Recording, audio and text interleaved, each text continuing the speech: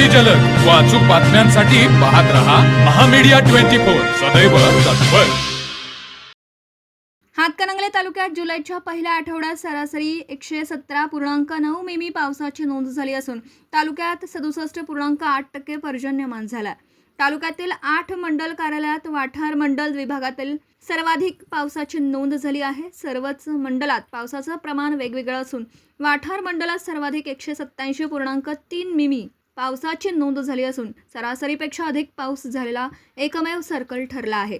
याशिवाय कबनूरमध्ये 137.9 मिमी, इचलकरंजीमध्ये 116.8 मिमी, रुईमध्ये 114.6 मिमी, हुपरीमध्ये 110.6 मिमी, हेरले 104.7 मिमी तर वडगावमध्ये 100.4 मिमी पावसाची नोंद झाली आहे. तालुक्यात काही भागांमध्ये समाधानकारक पाऊस झाल्याने खरीप पिकांना दिलासा मिळाला असला तरी अनेक भागांमध्ये अजूनही सरासरी इतका पाऊस झालेला नाही. त्यामुळे शेतकऱ्यांच्या नजरा पुढील पावसाकडे लागून आहेत.